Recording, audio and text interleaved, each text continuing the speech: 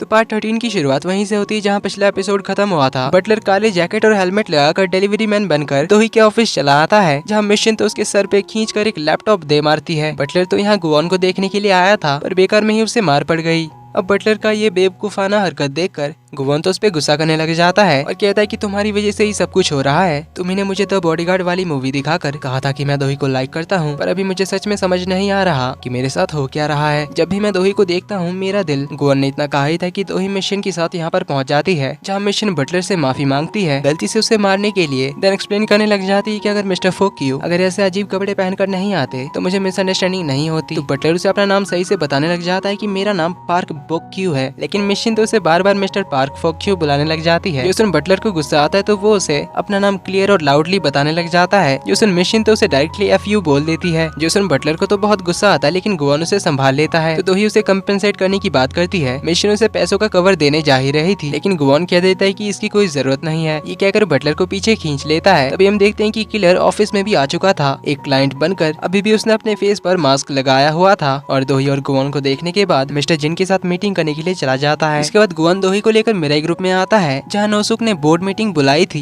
तो सुवा नोसुक को बताती कि मैं तुम्हें वोट करूंगी, पर चेयरमैन बनने के बाद अपना प्रॉमिस याद रखना और मेरी कंपनी में इन्वेस्ट करना। और वैसे मैं भी नहीं चाहूंगी कि हमारी कंपनी किसी बाहर वाले को मिले। नोसुक कहता है चिंता मत करो, मैं सब कुछ संभाल लूंगा। तो सबसे आखिर में जूसेओक भी यहाँ पर पहुँच जाता है, जिसके आते ही मीटिंग शुरू होता है, जहाँ बोर्ड ऑफ डायरेक्टर्स का हेड आज की मीटिंग का एजेंडा बताने से पहले सभी को हाथ में वोटिंग मशीन लेने के लिए कहता है। इसके बाद एजेंडा बताया जाता है कि मैडम जू के बड़े बेटे नोसुक को चेयरमैन बनाने का, इसके लिए सभी को वोट करने को कहा जाता है। तो टोटल 18 बोर्ड मेंबर्स में से दोही और जूसेओक को छोड़कर बाकी सभी चाहते थे नोसुक को चेयरमैन बनाना। इस तरह नोसुक एक्टिंग चेयरमैन बन जाता है। जब तक दोही मैडम जू का कंडीशन पूरा नहीं करती तब तक तो सब लोग नोसुक को कांग्रेचुलेट करने जाते हैं, पर दोही जो इस फैसले से बिल्कुल भी खुश नहीं थी, जूसेओक के साथ जाने लगती है। पर तभी उसके सामने सुआन आ जाती है, जिससे जूसेओक बात करने आता है। ये देखकर सुआन कहती है कि आखिर तुम्हें कितने बॉडीगार्ड्स चाहिए, तुम्हें आखिर किस बात का डर है, जरूर कुछ गलत काम किया होगा तभी इतना डर रही हो। जूसेओक उसे रोकने लग जाता है। दोही उसे रोकते हुए कहती है कि डोंट वरी, ये भौंकने वाले कुत्ते काटते नहीं। तो सुआन कहती है कि अभी अपने आप को दिलासा भी देने लगी, क्योंकि अब तो कोई भी तुम्हारे साथ नहीं है। तो वो जूसेओक को भी कहती कि अपने होश ठिकाने पर लाओ, तुम हमारी फैमिली में से हो तो इसे क्यों सपोर्ट कर रहे हो। ये वही लड़की है जिसने हम सभी से सब कुछ छीन रखा था, पर आगे मैं इसे हमारी कोई भी चीज छीनने नहीं दूंगी, भले मुझे इसके लिए कुछ भी करना पड़े। जिस पर दोही कहती कि फिर तैयार हो जाओ, क्योंकि बहुत जल्दी ही तुम्हारा ये सपना टूटने वाला है। तो इनके बीच गर्मा गर्मी का माहौल देखकर नोसुक यहाँ पर आता है और दोही के सामने अपना ड्रामा चालू कर देता है कि अगर अभी हमारी मॉम हमें ऐसे देखती तो उन्हें बहुत दुख होता, हम एक फैमिली है। पर सुआन कहकर जाती कि ये हमारी फैमिली कभी नहीं हो सकती। तो जूसेओक नोसुक से कहता है कि कितनी जल्दी ये सब हो गया ना, आप एक्टिंग चेयरमैन बन गए। नोसुक कहता है कि सिचुएशन की डिमांड थी, किसी को तो जिम्मेदारी संभालनी ही थी। तो दोही कहती है चलो थोड़े टाइम के लिए ही सही, मेरी तरफ से आप कंपनी संभाल लेना। तो नोसुक उसे कहता है कि जल्दबाजी मत करना, क्योंकि जल्दीबाजी में गलती होने के चांसेस ज्यादा होते हैं। और शादी जैसे सेंसिटिव मैटर में इतनी जल्दबाजी बिल्कुल नहीं करना चाहिए, क्योंकि ये तुम्हारी लाइफ का सवाल है। तो अपने लिए अच्छा सा एक पार्टनर ढूंढ लेना, उसके बाद ही शादी करना, और कंपनी का टेंशन मत लेना, मेरे ग्रुप को संभालने के लिए मैं तो हूँ ही। दोही कहती ये भी सही है, पर मैं आपको ज्यादा वेट नहीं कराऊंगी, आपके कंधों से मेरे ग्रुप का बोझ मैं जल्दी ही हल्का कर दूंगी। तो नोसुक कहता है कि फिर अपनी शादी का इन्विटेशन मुझे भेजना मत भूलना, मैं तुम्हारी फैमिली की ओर से तुम्हारी शादी को अटेंड करना चाहूंगा। तो इस एटीट्यूड भरी कन्वर्सेशन के बाद नोसुक चला जाता है। जाते हुए म्योंग दोही से कहता है कि तुम्हारे हाथ का वो टैटू काफी अच्छा है, तुम पे अच्छा लग रहा है। ये कहकर धीरे धीरे सब निकल जाते हैं। जूसेओक पूछता है कि तुमने टैटू कब कराया। दोही कहती है बस कुछ टाइम पहले। तो जूसेओक कहता है कि मुझे तुम्हें कुछ बताना है, क्योंकि हम दोनों कुछ अकेले बात कर सकते हैं। सीन कट होता है। मीटिंग रूम के बाहर गुआन दोही के बाहर आने का वेट कर रहा था। म्योंग बाहर आता है तो वो गुआन को अजीब तरह से घूरने लग जाता है। गुआन कहता है कि सब लोग तो बाहर आ गए हैं, दोही अंदर क्या कर रही है। तभी उसके पास सुआन आ जाती है, कहती है तुम तो मुझे जानते ही होगे। गुआन उसे भावना देते हुए कहता है कि नहीं तो सुआन उसे अपना बिजनेस कार्ड पकड़ाते हुए कहती है कि तुमने मेरा अटेंशन ग्रैब कर लिया। उस दिन सभी के सामने दोही का मैरिज प्रपोजल ठुकरा कर तुम मुझे कांटेक्ट कर सकते हो, क्योंकि तुम्हारे लुक्स, हाइट सब कुछ सही है। मैं तुम्हें फेमस सेलिब्रिटी बना सकती हूँ, तो क्या तुम मॉडलिंग करना चाहते हो। लेकिन गुआन कहता है कि मुझे इन सब में कोई इंटरेस्ट नहीं है, उसे इग्नोर मार के चला जाता है, क्योंकि दोही जूसेओक के साथ बाहर आ रही थी। जूसेओक गुआन से कहता है कि दोही ने मुझे बताया कि तुमने इसकी जान काफी बार बचाई है, इसके लिए तुम्हारा थैंक यू मेरी दोही का ख्याल रखने के लिए, और ऐसे ही दोही का ध्यान रखते रहना। पर ये मेरी दोही सुनकर गुआन के फेस पर जेलसी साफ नजर आती है। जूसेओक हैंडशेक करने के लिए उसकी ओर हाथ बढ़ाता है, पर गुआन उसे सुआन का बिजनेस कार्ड पकड़ा देता है, कहता कहता है कि मैंने ये सब तुम्हारे लिए नहीं किया और वैसे तुम्हें मुझे बताने की कोई जरूरत नहीं कि मुझे क्या करना चाहिए और क्या नहीं। ये सुन दोही जूसियोक से कहती कि इसकी बातें सुनने की जरूरत नहीं है, सो माइंड मत करना क्योंकि ये सभी के साथ काफी ज्यादा रूड है। ये कहकर वो जूसियोक को अपने साथ चलने के लिए कहती है। गुवॉन पूछता है कि आखिर तुम कहाँ जा रही हो। दोही कहती कि हम दोनों को अकेले में कुछ बात करनी है। जो सुन अगेन गुवॉन जेलसी के साथ कहता है कि अकेले में क्या बात करनी है। सीन कट होता है कंपनी के बाहर जहाँ कार के अंदर दोही और जूसियोक बात कर रहे थे और गुवॉन को उन्होंने कार के बाहर खड़ा रखा था। जूसियोक उसे कुछ फाइनेंशियल रिपोर्ट्स दिखाता है जो पिछले 2 साल पुराने थे और इसी के बारे में पता लगाने में जूसियोक आज लेट हुआ। जूसियोक बताता है कि 2 साल पहले मेरे ग्रुप के नाम से एक बहुत ही महंगी शिप खरीदी गई थी एक फॉरेन के फर्म से। और अभी मैंने जब पता लगाया तो वो फर्म एक शेल कंपनी निकली जो सिर्फ पेपर में एग्जिस्ट करता है। असली दुनिया में उस नाम से कोई कंपनी ही नहीं है और ये अकाउंटिंग फ्रॉड मेरे ग्रुप के नाम से किया गया है। और इधर बाहर गुवॉन तो सोच सोच कर परेशान हुए जा रहा था कि आखिर कब से ये दोनों अंदर क्या कर रहे हैं। वो तो गुस्से में कार की ओर देखने लग जाता है। जूसियोक बताता है कि मैंने पता करने की कोशिश की कि हमारी फैमिली में से कौन इसमें इन्वॉल्व है, लेकिन उन्होंने पहले ही सारे सबूत मिटा दिए थे, इसलिए पता नहीं चल सका कि इसके पीछे किसका हाथ है। पर मैं अपनी इन्वेस्टिगेशन कंटिन्यू रखूंगा क्योंकि मुझे यकीन है कि कोई ना कोई सबूत उन्होंने जरूर छोड़ा होगा। देन बाहर गुवॉन को देखकर वो दोही से पूछता है कि उस प्रपोजल के बाद तुम दोनों के बीच ऑकवर्डनेस नहीं होती।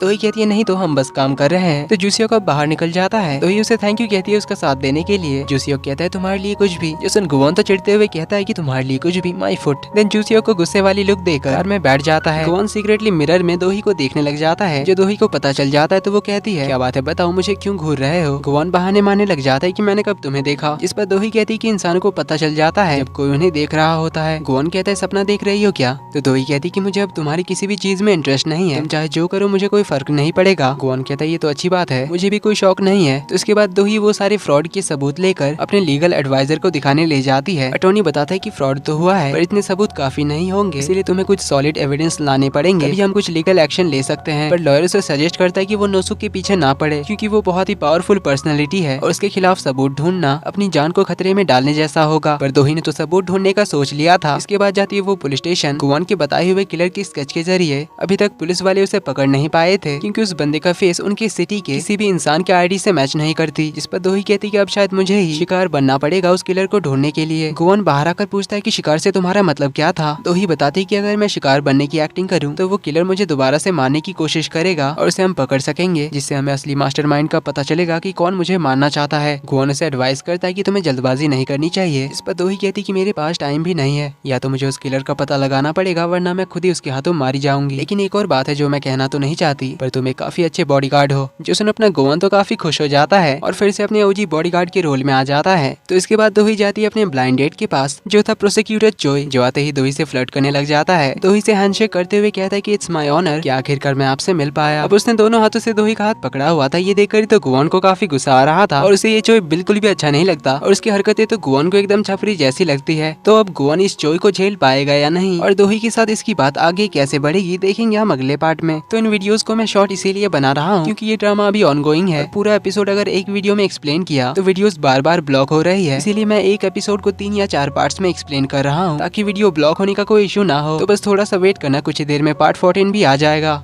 वीडियो पसंद आई तो वीडियो को लाइक कर देना, चैनल पर पहली बार आए तो do subscribe and hit the bell icon. जल्दी ही मिलते हैं अगले पार्ट में, तब तक के लिए take care and bye bye.